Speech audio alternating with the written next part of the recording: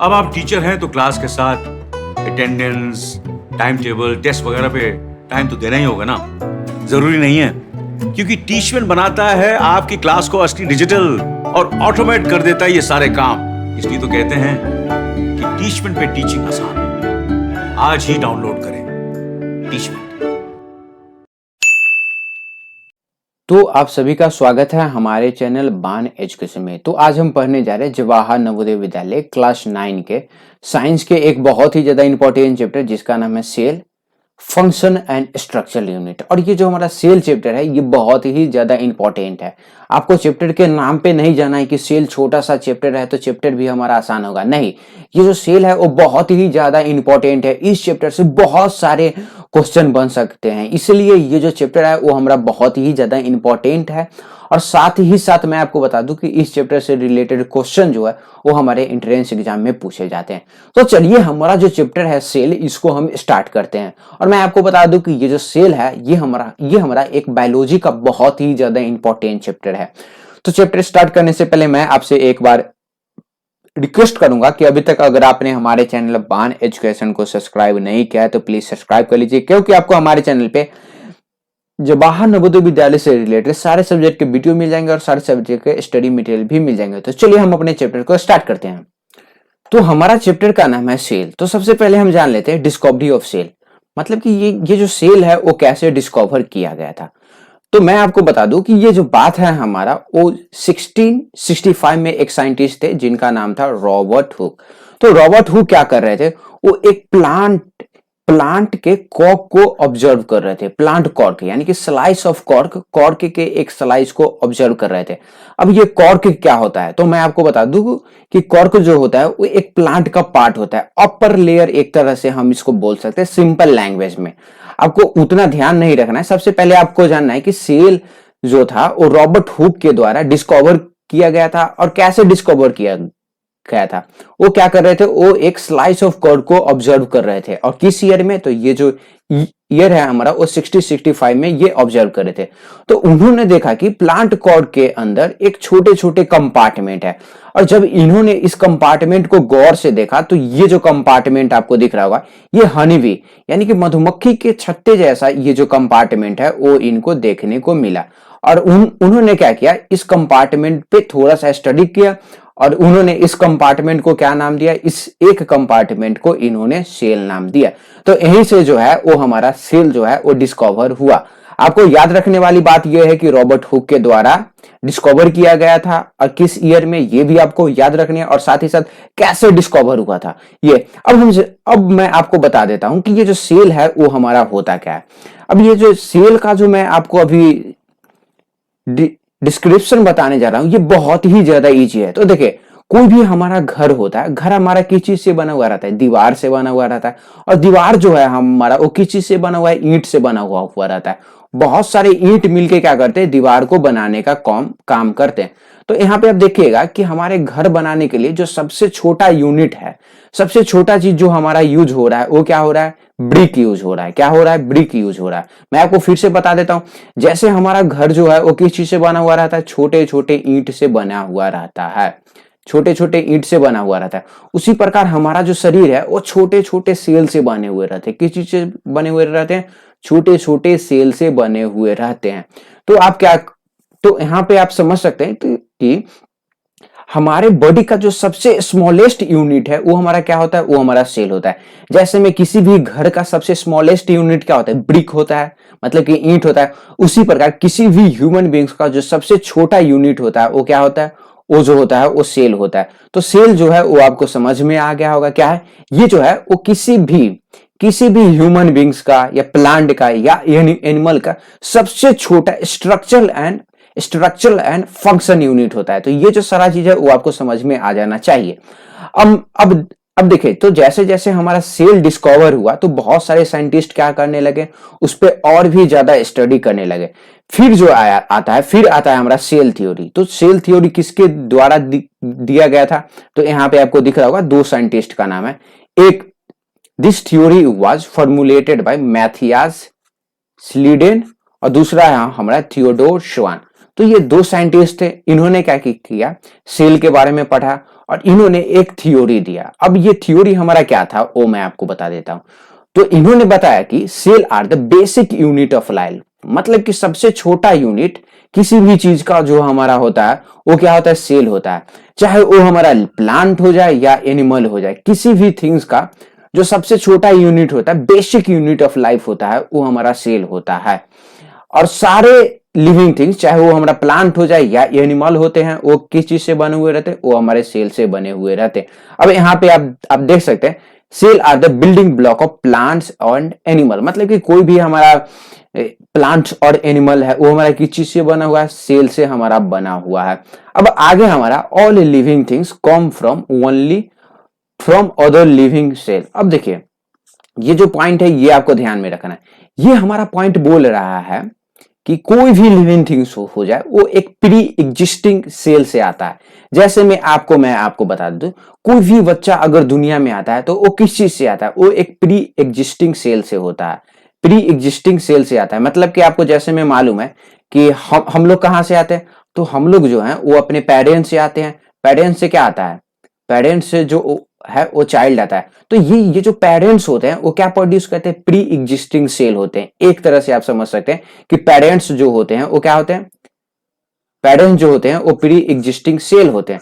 तो क्या करते हैं, हम लोग जो है वो वहां से आते हैं। तो ये जो सेल थ्योरी है ये आपको समझ में आ गया होगा, बहुत ही ज्यादा इजी थ्योरी है हमारा ये। अब देखिए, अब हम जान लेते हैं variety in number of cell. तो मैं आपको बता दूं कि कुछ ऑर्गेनिज्म जो होते हैं वो एक ही सेल से बने हुए रहते हैं, और कुछ जो ऑर्गेनिज्म होते हैं वो एक से ज्यादा यानी कि मल्टी सेल से बने हुए रहते हैं। तो सबसे पहला जो हमारा सेल का जो टाइप है, वैरायटी है, वो हमारा यूनिसेलुलर। तो यूनि का मतलब आपको मालूम होना चाहिए, यूएनआई का मतलब होता है वन सेल।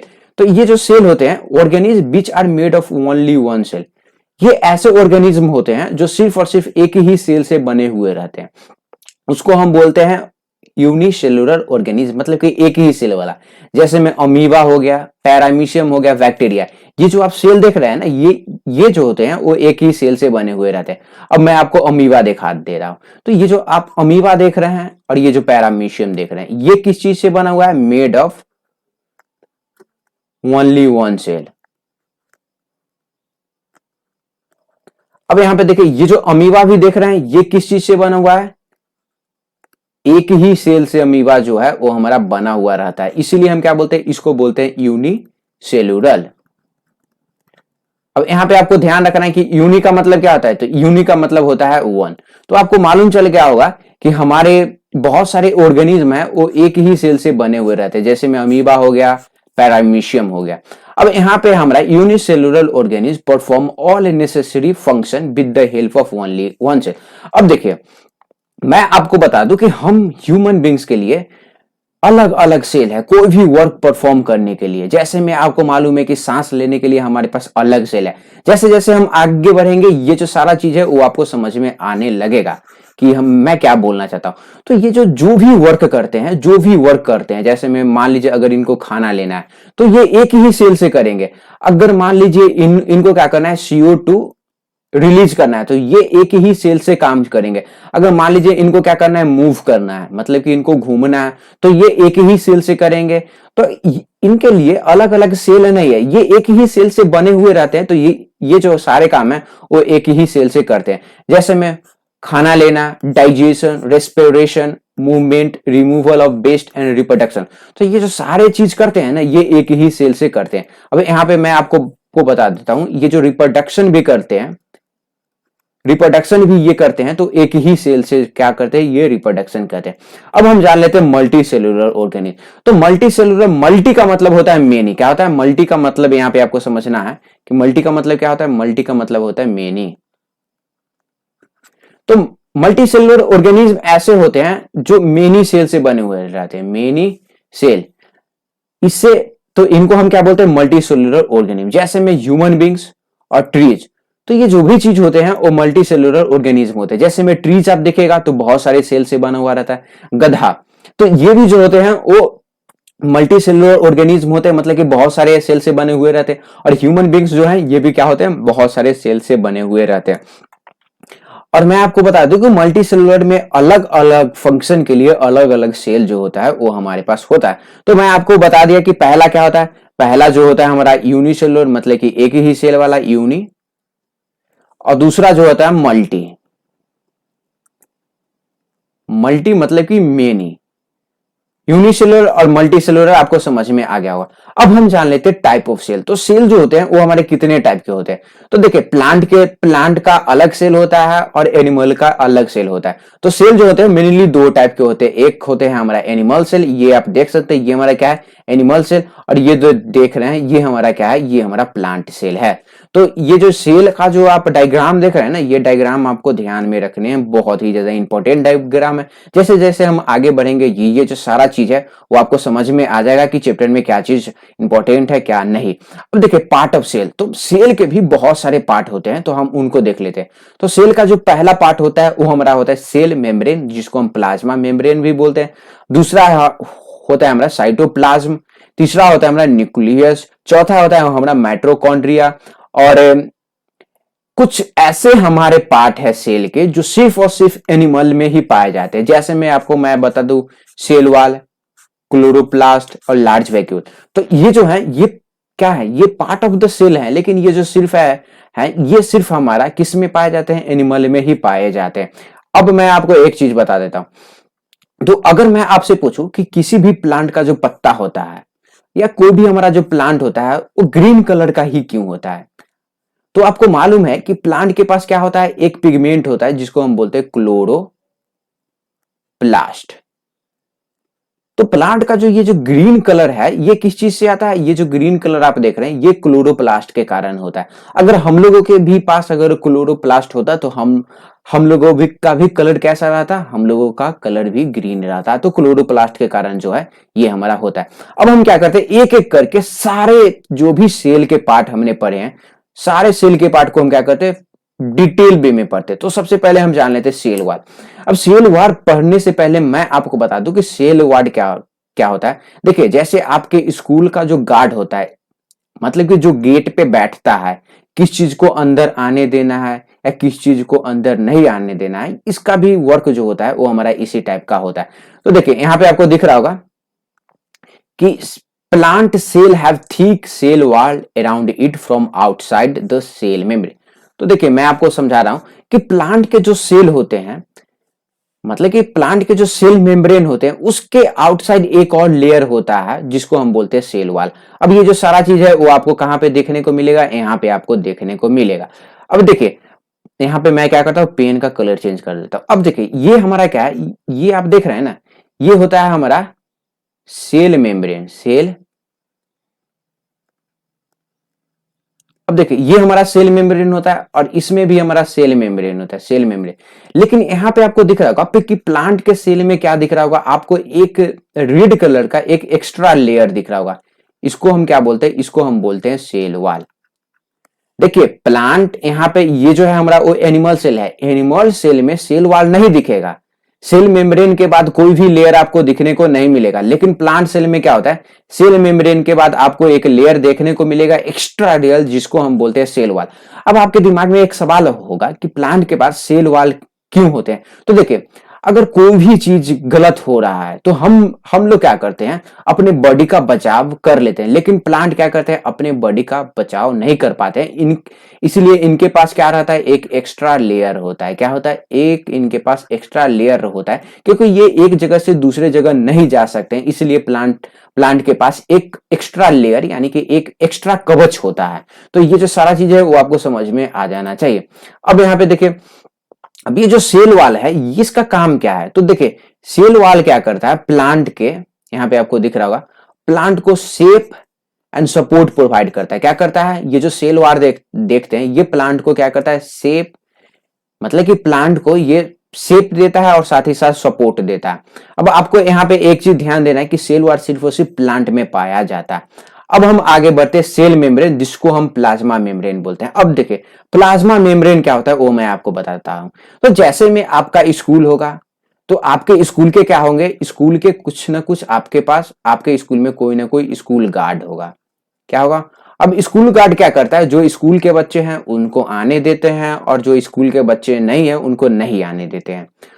और सेम काम जो है हमारा वो सेल वाल का, यानी कि सेल मेम्ब्रेन या उसको हम प्लाज्मा मेम्ब्रेन भी बोलते हैं, सेम काम इसका भी स्कूल के गार्ड के जैसा ही है। आपको ध्यान में रखना है कि ये क्या होते हैं, ये जो है वो स्कूल के गार्ड जैसे होते हैं। यहाँ पे अब आपको दिख जाएगा, every cell is covered by a thin, sorry मैं यहाँ पे क्या करता हूँ, हाइलाइटर का कलर चेंज कर लेता हूँ ताकि ये जो सारा चीज है। अब देखिए, every cell is covered by a thin sheet of skin which is called cell membrane और प्लाज्मा मेम्ब्रेन। तो जो भी सेल है वो हमारा एक थीन शीट ऑफ स्किन से कवर है, जैसे मैं यहाँ पे आपको दिख रहा हूं। ये जो आप देख रहे हैं ना, ये हमारा क्या है, ये जो सेल है वो किस चीज से हमारा कवर है, ये हमारा एक सेल मेम्ब्रेन से कवर है, ये एक लेयर होता है। अब वहीं पे देखिए, यहाँ पे भी ये भी हमारा सेल है, प्लांट का भी सेल है, ये हमारा किस चीज से कवर है, एक हमारा सेल मेम्ब्रेन से कवर है। और प्लांट के पास डबल कवर होता है, एक क्या होता है, एक सेल वाल भी इनके पास एक्स्ट्रा होता है। क्या होता है, सेल वाल। जो अपर लेयर होता है प्लांट को उसको हम सेल वाल बोलते हैं, और उसके अंदर जो एक लेयर होता है जिसको हम बोलते हैं सेल मेम्ब्रेन, जिसको हम एक और नाम से बुलाते हैं, प्लाज्मा मेम्ब्रेन के भी नाम से बुलाते हैं। अब यहाँ पे आपको दिख रहा होगा कि प्लाज्मा मेम्ब्रेन यानी कि सेल मेम्ब्रेन का काम क्या है। तो देखिए, कोई भी चीज का मूवमेंट, यानी कि सेल में कोई भी सब्सटेंस जा रहा है तो उसको मूवमेंट को कंट्रोल करने का काम कौन करता है, तो उसको कंट्रोल करने का काम सेल मेम्ब्रेन यानी कि प्लाज्मा मेम्ब्रेन करता है। अब ये जो सारा चीज है वो मैं आपको यहाँ पे समझा देता हूं। तो देखिए, कोई भी सेल जो हो गया, सेल को हमारा क्या चाहिए, तो सेल को जो है हमारा, वो सेल को भी फूड चाहिए, फूड के साथ साथ इनको ऑक्सीजन चाहिए। तो इनको ऑक्सीजन, सेल को अगर ऑक्सीजन चाहिए तो ऑक्सीजन को अंदर आने कौन देगा, तो ऑक्सीजन को अंदर आने हमारा सेल मेम्ब्रेन देगा। अगर मान लीजिए इसको कुछ एक्सक्रीट करना है, मतलब कि कुछ आउटसाइड भेजना है, जैसे में CO2 अगर सेल को रिमूव करना है तो इसको रिमूव करने का काम कौन करने देगा, तो सेल मेम्ब्रेन जो है और दोनों को मूवमेंट को, किसी चीज को अंदर जाना है या बाहर जाने देना है, ये हमारा काम कौन करता है, तो सेल मेम्ब्रेन ही करता है। अब देखिए, प्लांट सेल में भी हमारा सेम स्टोरी है। आप यहाँ पे क्या कीजिएगा, सेल वाल को आप छोड़ दीजिए। यहाँ पे देखिए, प्लांट के भी पास सेल मेम्ब्रेन होता है। तो मान लीजिए अगर प्लांट को क्या चाहिए, फूड चाहिए तो इसको अंदर आने कौन देगा, सेल मेम्ब्रेन देगा। और कोई चीज अगर प्लांट को रिलीज करना है तो इसको कौन रिलीज करने देगा, तो भाई साहब हमारा प्लाज्मा मेम्ब्रेन ही रिलीज करने देगा। तो आपको मालूम है, substance like food and oxygen enter through the cell membrane and waste material like carbon dioxide come through the cell membrane. तो ये जो सारा चीज है वो मैं आपको समझा दिया कि फूड को अंदर जाने का काम कौन करने देता है, सेल मेम्ब्रेन, और बाहर भेजने का भी काम हमारा सेल मेम्ब्रेन ही करता है। तो ये जो सारा चीज है वो आपको समझ में आ गया होगा। अब हम जान लेते हैं, यहाँ पे आपको दिख रहा होगा, अब हम जान लेते हैं साइटोप्लाज्म। अब ये साइटोप्लाज्म क्या होता है वो मैं आपको बता देता हूँ। तो यहाँ पे cytoplasm is a transparent jelly like material present between nucleus and cell membrane. अब ये साइटोप्लाज्मा क्या होता है वो मैं आपको बता देता हूँ। तो यहाँ पे आपको दिख रहा होगा क्या है, ये हमारा सेल है। 2 सेकेंड, मैं क्या करता हूँ, देखिए ये हमारा क्या है, सेल मेम्ब्रेन है, सेल मेम्ब्रेन। अब देखिए, और ये जो बीच वाला पार्ट देख रहे हैं ना, ये जो हमारा बीच वाला पार्ट है इसको बोलते हैं हम न्यूक्लियस। अब सेल मेम्ब्रेन और न्यूक्लियस के बीच में जो भी साइटोप्लाज्मा, क्या बोलते हैं, ये जो जगह आप देख रहे हैं, जो खाली जगह है जिसमें आपको बहुत सारे चीज दिख रहे होंगे, ये हमारा क्या होता है, ये जो है ये हमारे कहलाते हैं साइटोप्लाज्म। क्या कहलाते हैं, साइटोप्लाज्म। और साइटोप्लाज्म क्या होता है, ये जो होते हैं वो एक ट्रांसपेरेंट जेली लाइक स्ट्रक्चर होते हैं। भाई साहब ट्रांसपेरेंट है तब ना हमें ये बहुत सारे स्ट्रक्चर जो इसके अंदर है, जैसे में माइटोकॉन्ड्रिया हो गया, वैक्यूल्स वगैरह हो गया, ये दिखाई देता है। अब सेम यहाँ पे भी देखिएगा, इसके भी क्या होता है, सेल मेम्ब्रेन के बीच में जो भी हमारा जगह है, सेल मेम्ब्रेन और न्यूक्लियस के बीच में जो भी हमारा जगह होता है वो हमारा क्या कहलाता है, वो हमारा साइटोप्लाज्म कहलाता है। अब हम साइटोप्लाज्मा का अगला डिफिनेशन देख रहे हैं कि क्या इंपॉर्टेंट पॉइंट है। अब देखिए, it is chemical factory of cell membrane because most of the chemical reaction take place in cytoplasm. तो देखिए, साइटोप्लाज्मा क्या होता है, ये इसको हम केमिकल फैक्ट्रीज बोलते हैं, क्योंकि बहुत सारे केमिकल रिएक्शन जो होते हैं वो टेक प्लेस हमारा साइटोप्लाज्मा में ही होते हैं। अब देखिए, साइटोप्लाज्मा में आपको बहुत सारे स्ट्रक्चर देखने को मिलेंगे जिसको हम बोलते हैं ऑर्गेनेल। अब ये क्या होते हैं, देखिए यहाँ पे आपको दिख रहा होगा साइटोप्लाज्मा। मैं यहाँ पे क्या करता हूँ, इसको जो भी मैं कलर किया था आपको समझाने के लिए उसको हटा देता हूँ। तो देखिए साइटोप्लाज्मा में आपको बहुत सारे ऑर्गेनेल देखने को मिलेंगे, जैसे में ये माइटोकॉन्ड्रिया देखने को मिल रहा होगा, ये देखने को मिल रहा होगा, ये देखने को मिल रहा होगा, ये देखने को, ये सारे चीज जो है वो आपको देखने को मिल रहे होंगे। तो इसको हम क्या बोलते हैं, इसको हम ऑर्गेनेल बोलते हैं। क्या बोलते हैं? ऑर्गेनेल्स हम इनको बोलते हैं। अब यहाँ पे देखिए सेम, इसमें भी सेम स्टोरी है, इसमें भी सेम स्टोरी है, इसमें भी सेम होते हैं। तो ये जो भी चीज आपको देखने को मिल रहा है ना, ये क्या है? ये ऑर्गेनेल है। अब हम आगे चलते हैं। तो आगे है हमारा, आगे का जो डिफिनेशन है वो मैं आपको बता देता हूँ। तो यहाँ पे आपको दिख रहा होगा कि साइटोप्लाज्मा में आपको क्या क्या दिखेंगे? माइटोकॉन्ड्रिया दिखेंगे, गोल्गी बॉडीज दिखेंगे और राइबोसोम्स भी दिखने को मिलेंगे। तो देखिए यहाँ पे माइटोकॉन्ड्रिया आपको दिखने को मिलने, वैक्यूल्स देखने को मिलेंगे और भी बहुत सारी चीज जो है वो आपको साइटोप्लाज्मा में देखने को मिलेंगे। तो साइटोप्लाज्मा जो है वो आपको क्लियर हो जाना चाहिए। साइटोप्लाज्मा क्या होता है? तो साइटोप्लाज्मा जो हमारा होता है वो केमिकल फैक्ट्रीज होता है, केमिकल फैक्ट्री। केमिकल फैक्ट्री जो होते हैं वो हमारा साइटोप्लाज्मा होता है। अब हम जान लेते हैं न्यूक्लियस। अब ये न्यूक्लियस क्या होता है? तो मैं आपको बता दूं कि न्यूक्लियस को आप एक बोल सकते हैं, जैसे आपके स्कूल के प्रिंसिपल होंगे उसी प्रकार का हमारा क्या होता है? न्यूक्लियस। ये जो होते हैं वो हेड मास्टर, ये हेड मास्टर जैसे ही होते हैं। अब ये कैसे? तो देखिए nucleus is large spherical bodies present in all cell. तो देखिए ये जो बीच वाला आप स्ट्रक्चर देख रहे हैं ना, चाहे वो हमारा एनिमल सेल हो जाए या प्लांट सेल, इसको हम बोलते हैं न्यूक्लियस। लार्ज स्पेरिकल बॉडीज होते हैं, मतलब कि गोल बॉडीज होते हैं। अब यहाँ पे देखिए it control all the activities of the cell. तो ये जो होते हैं न्यूक्लियस जो होते हैं वो सेल के हर एक एक्टिविटीज को कंट्रोल करते हैं। मैं आपको बताया जैसे स्कूल को आपको कौन हेड करता है? Head master. उसी प्रकार सेल का जो हेड मास्टर है वो कौन है? तो वो है हमारा न्यूक्लियस। अब यहाँ पे आपको दिख रहा होगा nucleus contain thread like structure called chromosomes. Chromosomes contain genes. अब यहाँ पे मैं आपको एक चीज बता देता हूँ। तो न्यूक्लियस के पास ना एक थ्रेड लाइक स्ट्रक्चर दिख रहा होगा, जैसे में यहाँ पे आपको आप देख सकते हैं कि ये जो थ्रेड लाइक स्ट्रक्चर है, इस टाइप के जो स्ट्रक्चर है, ये जो है वो न्यूक्लियस कंटेन करता है। इसको हम क्या बोलते हैं? इसको हम बोलते हैं हम इसको बोलते हैं क्रोमोसोम्स। अब क्रोमोसोम्स क्या होता है? तो इस क्रोमोसोम्स के अंदर होता है जीन। अब ये जीन क्या होता है वो मैं आपको समझा देता हूं। तो देखिए आपने अक्सर सुना होगा कि किसी के मुंह से सुना होगा कि कुछ आपके जो बॉडी पार्ट है वो आपके मम्मी के जैसे हैं और कुछ बॉडी पार्ट जो है वो आपके पप्पे के जैसे हैं। तो ये जो सिमिलर बॉडीज पार्ट है वो हमारा पेरेंट्स से आता है। मतलब कि पेरेंट्स का जिस तरह से आंख है आपका भी आंख उसी टाइप का होगा, पेरेंट्स का अगर जिस तरह से बाल है आपका भी बाल उसी तरह से होगा। तो ये जो भी चीज है पेरेंट्स का जो हमारा गुण आता है हमें, वो हमारा क्रोमोजोन से ही आता है। क्योंकि आपको मालूम है कि हम लोग किसके सेल से आते हैं? पेरेंट्स के सेल से आते हैं। तो क्रोमोजोन्स होते हैं पेरेंट्स के भी सेल में। तो कुछ कैरेक्टरिस्टिक जो है वो हमारे पास जीन के रूप में चले आते हैं, मम्मी का या पापा का। तो ये चीज आपको समझ में आ गया होगा कि क्रोमोजोन्स जो होता है वो किस में होता है? वो हमारा न्यूक्लियस में ही रहता है। अब यहाँ पे आपको दिख रहा होगा आगे क्या है? All living matter in cell protoplasm are made of carbon, hydrogen, nitrogen and oxygen. तो देखिए जो भी हमारे सेल होते हैं वो हमारा मेनली कार्बन से बना हुआ है, हाइड्रोजन से बना हुआ है, नाइट्रोजन से बना हुआ है और हमारा ऑक्सीजन से बना हुआ है। अब हम जान लेते हैं माइटोकॉन्ड्रिया। अब ये माइटोकॉन्ड्रिया क्या होता है? तो माइटोकॉन्ड्रिया को आप समझ सकते हैं किचन। जैसे आपके स्कूल में क्या होगा? कैंटीन होगा या किचन होगा, तो उसी प्रकार माइटोकॉन्ड्रिया क्या होता है? एक प्रकार का किचन होता है जो हमारा क्या करता है? फूड बनाने का काम करता है, फूड बनाने का। अब देखिए जो भी मैं एग्जांपल दे रहा हूं ना, गार्ड वाला, स्कूल के गार्ड वाला या प्रिंसिपल वाला या किचन वाला, तो ये इसको अगर आप याद कर लीजिएगा ना तो एक फंक्शन आपको ऑटोमेटिकली याद हो जाएगा। अब यहाँ पे देखिए mitochondria is known as the powerhouse of the cell. अब देखिए माइटोकॉन्ड्रिया जो है वो सेल का पावर हाउस कहलाता है। अब क्यों पावर हाउस कहलाता है? तो वो जो सारा चीज है वो आपको अगले लाइन में समझ में आ जाएगा। अब देखिए पावर हाउस ऑफ सेल इसको हम इसलिए बोलते हैं क्योंकि ये जो है वो फूड बनाता है। It is a tiny rod shape और स्पेरिकल शेप। अब देखिए माइटोकॉन्ड्रिया जो होते हैं वो टीनी रॉड शेप होते हैं। इस टाइप का जो है हमारा वो माइटोकॉन्ड्रिया, गोलाकार तो कभी रॉड शेप का माइटोकॉन्ड्रिया आपको देखने को मिलेगा। अब यहाँ पे देखिए mitochondria use glucose and oxygen to produce energy. अब यहाँ पे मैं आपको बताया था कि माइटोकॉन्ड्रिया को हम पावर हाउस बोलते हैं। तो पावर हाउस हम इनको क्यों बोलते हैं? माइटोकॉन्ड्रिया को हम पावर हाउस क्यों बोलते हैं?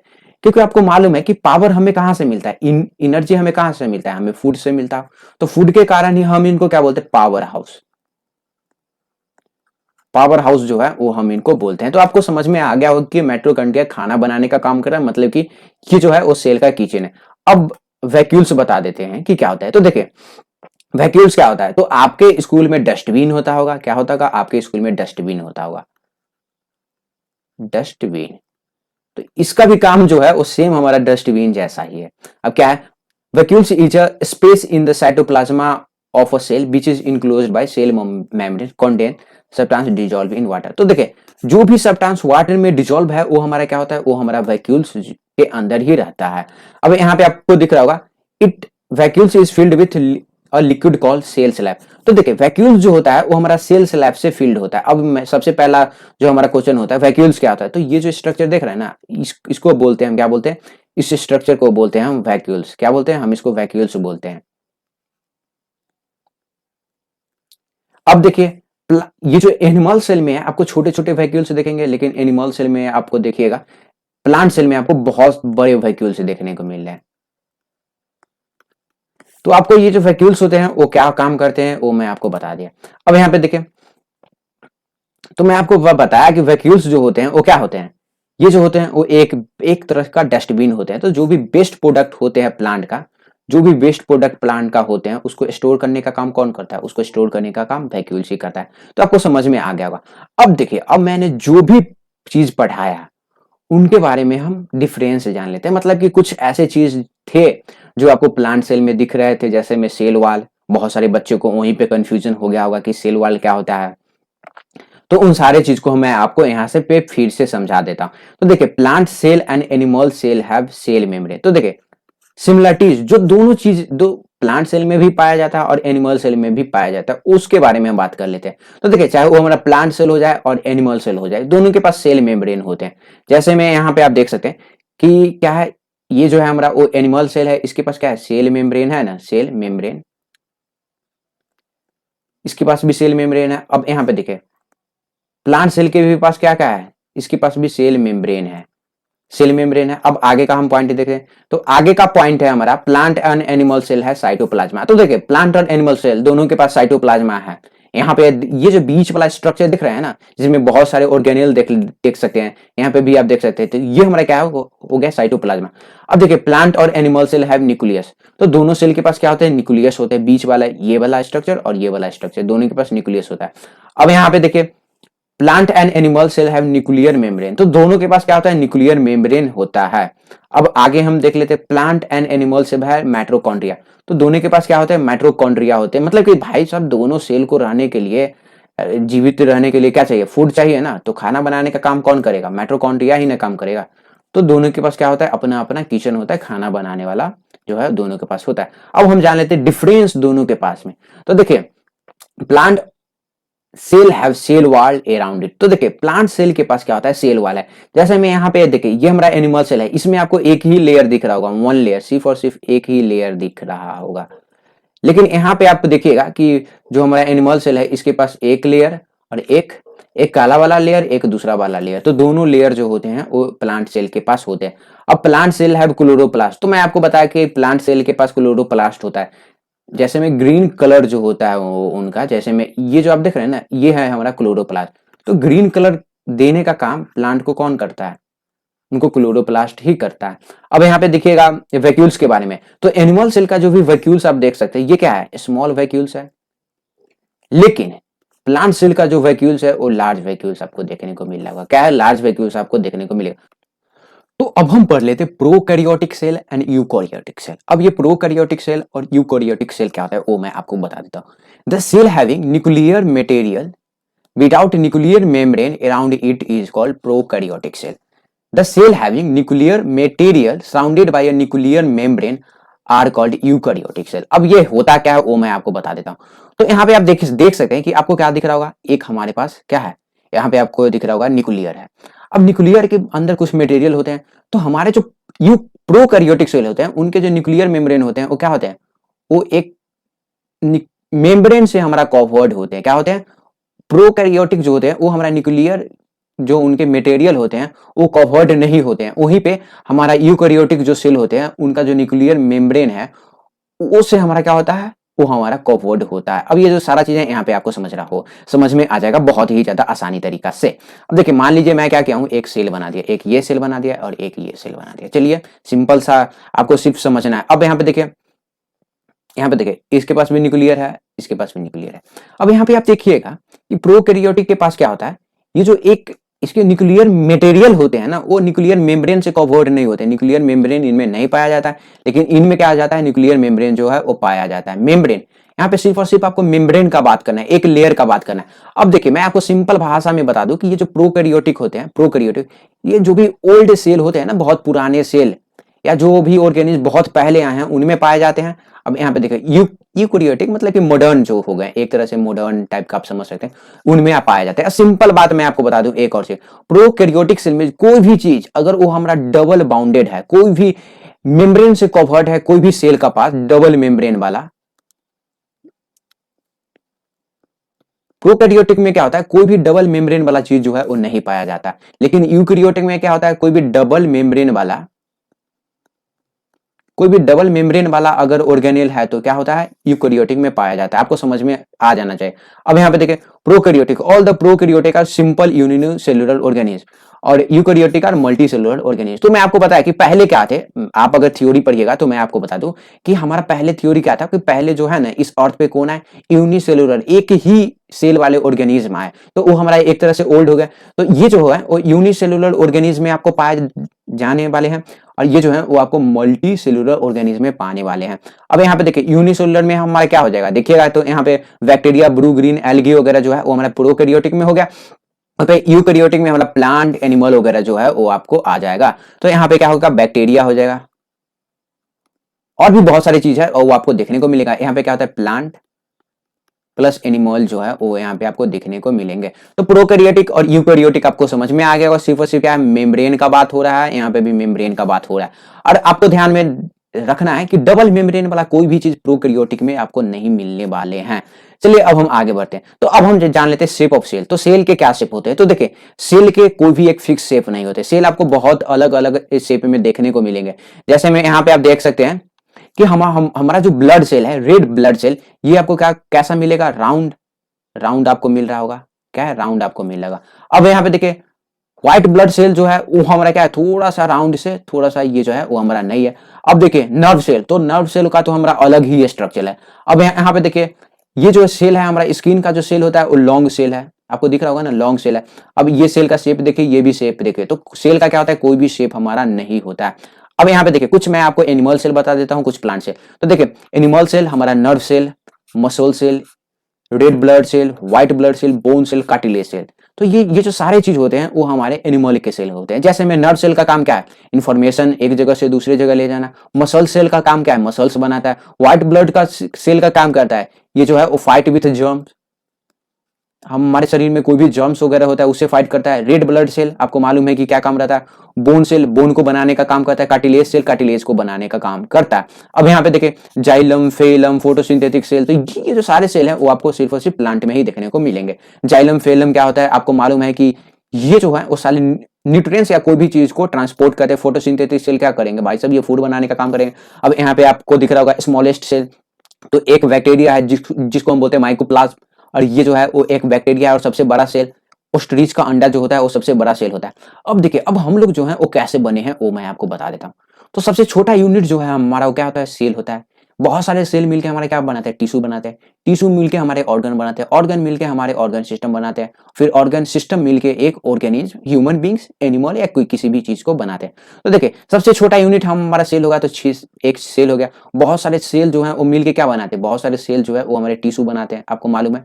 बहुत सारे सेल मिलके टिश्यू बनाते हैं, टिश्यू मिलके ऑर्गन बनाते हैं। जैसे में आपको दिख रहा होगा लंग्स हो गया या माउथ हो गया, तो ये जो सारे चीजें हैं वो क्या है, एक प्रकार का ऑर्गन है।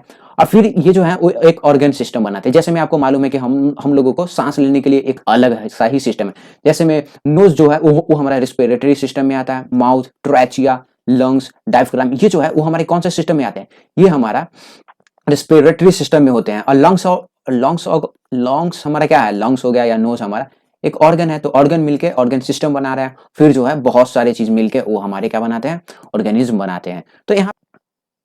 तो यहाँ पे हमारा chapter cell structure and function unit जो है वो कंप्लीट हो चुका है। और मैं मिलता हूँ आपसे अगले वीडियो में। तब तक अगर आपने हमारे चैनल को सब्सक्राइब नहीं किया है तो आपको एक रेड बटन दिख रहा होगा, उसको आप दबा दीजिए, इससे आप हमारे चैनल को सब्सक्राइब कर सकते हैं। बगल में आपको एक बेल आइकन दिख रहा होगा, इस बेल आइकन को भी दबा दीजिए, क्योंकि जब भी मैं जवाहर नवोदय विद्यालय से रिलेटेड किसी भी सब्जेक्ट का वीडियो लाऊं तो आपको नोटिफिकेशन मिल सके। धन्यवाद। जय हिंद, जय भारत।